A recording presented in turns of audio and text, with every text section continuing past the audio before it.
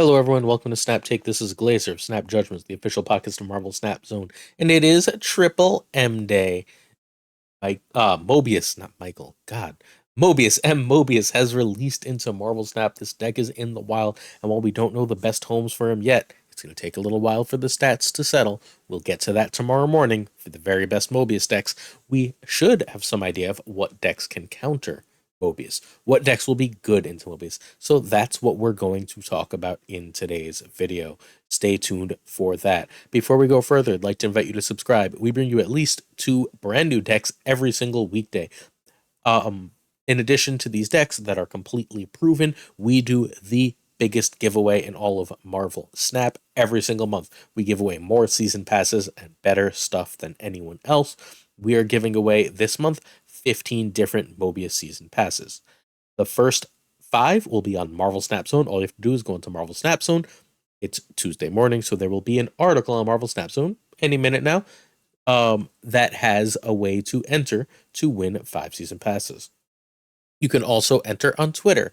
Right in the description to this video, you will see a link on Twitter, to my Twitter with instructions for how to enter the giveaway on Twitter. 5 season passes will go for entering through Twitter.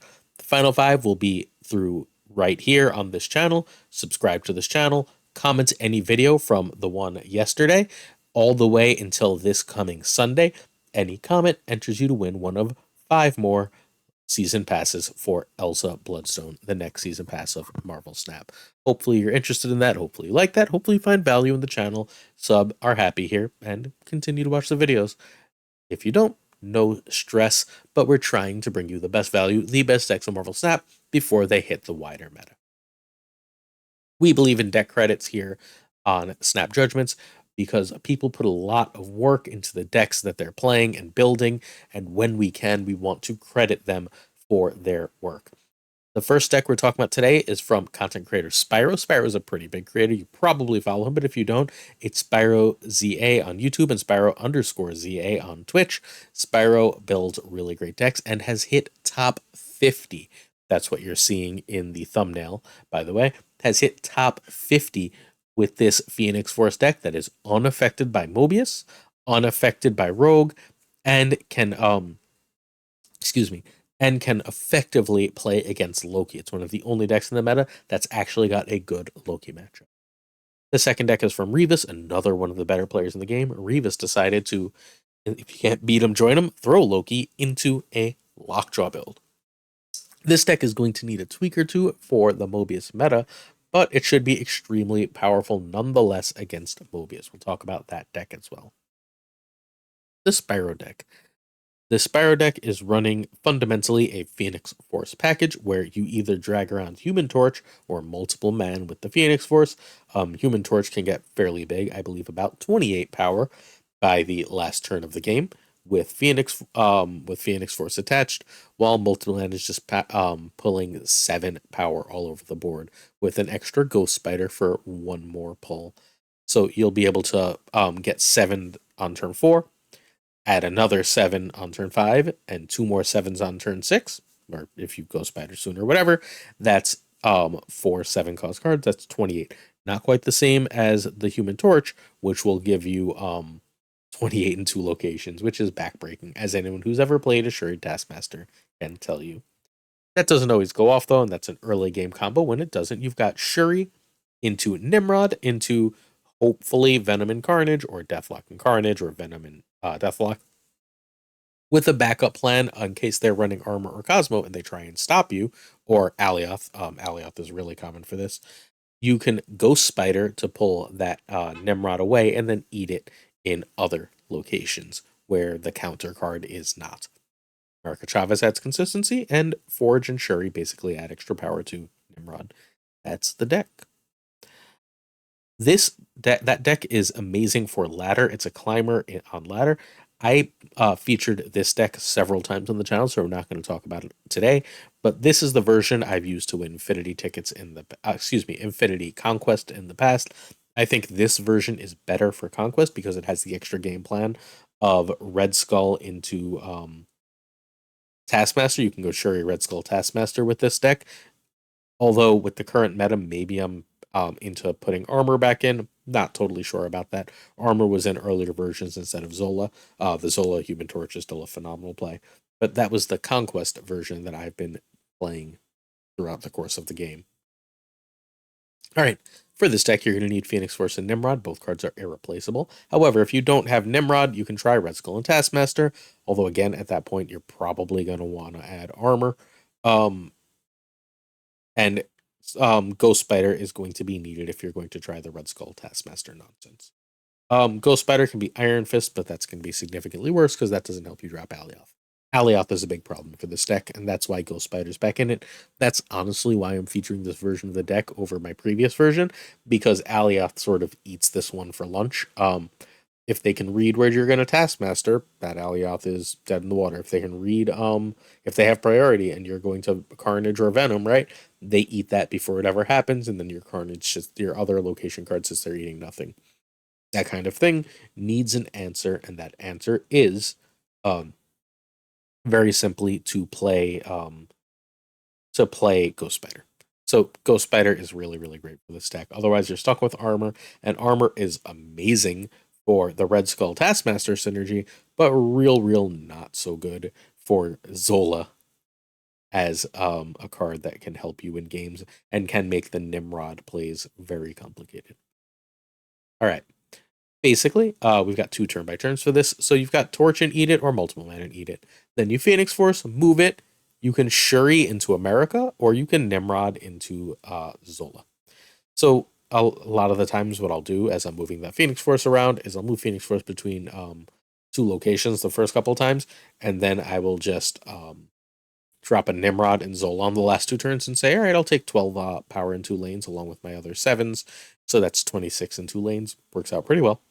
You can also Zola the Phoenix Force and get 14 in 2 lanes that way from doubling Phoenix Force. You can Zola the Torch and get 28 in 2 lanes if you've moved that around properly.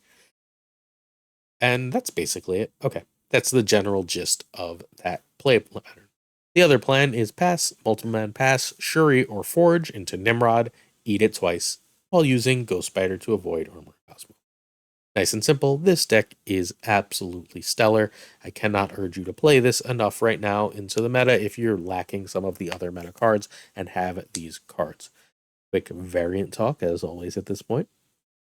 This is the only Forge and Ghost Spider I have. I do not like either especially, but variants over base art when you can. I think this Human Torch is kind of awesome and really sort of works well with this Phoenix, which I like a lot. This is a decent multiple man. It's not as good as the one where they're playing different instruments and so on, but it's still pretty good. We've got, instead of the hip, which makes me a little sad, but still, instead of the hip Carnage Venom, we got the Jacinto ones. I like the Jacinto Venom a little more. I think the hip Carnage is better. This Deathlock is great. This is the best Shuri. Sorry to the hip. I absolutely love the Black Panther Shuri. Only 2 hips here. We've got Nimrod and Zola. They're both really, really cool. I bought the Zola and the Nimrod game, I believe, with that season pass, and I opened this America, and I'm absolutely in love with it. I like it animated. I like the way the background moves. I think this feels most America of all the America Chavezes, except maybe for the one where she's punching forward that a lot of people have. That's variant talk for this deck. Let's keep it going. Next up, we have Revis's Lockjaw. This deck is basically saying, well, if you Loki off and have Lockjaw out, right? You A, have another chance at Lokiing to regrow your collector, and B, you'll have a lot of cheap things to throw into Lockjaw that you can then pull back with your, and then that'll give you more chances to see your Dooms, Odins, Americas, and Magnetos. Turns out that works pretty damn well. You also just have the straight up, once in a while you go something like Quinjet Collector into Thor and then use Snowguard Loki, and that works perfectly fine too. Then you've just got a nice big hand. Ideally at that point you're Janing and then you're sort of like card dumping the last turn to pump your Thor and so on. This has my favorite play. I miss whenever we had to cut Odin from this deck because I really like when Doom is out early from a Lockjaw to go Mjolnir into Odin, and then just that Thor gets plus 12 power. It's great. It's a 20 power last turn play, just like Infinite, except spread across 2 lanes. And then you've got the 15 from Doom, and most decks just can't deal with that kind of power output. There's a lot of things to like here. Snowguard can be Agent 13 or Mirage. Basically, you want something that makes cheap cards that you could potentially throw into Lockjaw. I think Snowguard is better because an extra locational play is huge. Loki can be Loki, can be Loki, can be Loki. If Mobius is in every matchup, make Quinjet a good big card. I vote Giganto. I think that might be best anyway. Wave on 5 is going to be a problem for this deck fairly often if you're going the Thor game plan. If you're playing a deck that you suspect is going to wave Mobius, please avoid the Thor game plan. It's not going to work out for you. Other than that, it should be totally fine. So Quinjet for something like Giganto, a nice big card. You can also consider, if you're doing that, adding one more bigger card as well. Maybe like a Dracula instead of Doom, right? And then you just go a little bigger with the deck. There's options here, is what I'm saying. All right, turn, basically, Loki and Lockjaw to cheat out big stuff. Turn 1, Quinjet or Snowguard. Turn 2, Collector. Turn 3, Lockjaw and Wasp, or Thor. I usually play Thor, unless I'm planning on Loking for sure. I usually play Thor over Lockjaw alone. Or you can Lockjaw and pass if you don't have either of those. I rarely, very rarely, Loki hold on 3 unless I have like all my big stuff and nothing else in hand. Turn 4, Loki or Lockjaw on a 1. And this is where Quinjet is really good because now your Snowguard things cost 1, so you can Lockjaw and Bear, for example. And that works out pretty well. Turn 5, Jane if Thor. If not, turn 5 is very often where I Loki and drop another card. Turn 6, hopefully a cheap big card, a cheap small card into Lockjaw.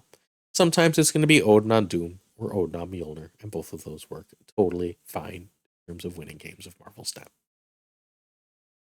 Let's take one last look. Variant time. This is the steampunk variant of Wasp, which is a really cool one. I don't like it as much as the hip, but I don't know if it's worth buying the hip having this one. I do have a sad, lonely, only 2 hips here. Again, Collector is one of the best hips. Someone said it looks like Rick Sanchez in this, and I kind of like that. This is a freaking absolutely adorable Lockjaw. We've also got Frog Thor, best Thor. I pulled this Snowguard. I had the Spotlight one. I like this better.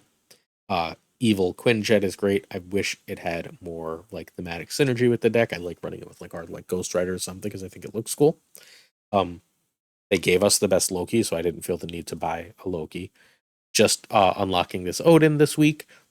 We talked about America last time, and I've got the best Doom, the best Magneto, Emperor Doom, and the most recent Magneto from the X-Men run. I think that these two in the same deck is really cool looking, and I'm all for it. All right, hopefully you have value. Hopefully you join the giveaway. Hopefully you win. Hopefully you enjoy the decks and win with them. Let me know what you think in the comments. Thanks so much for watching today's Snap Take. See you tomorrow. Peace.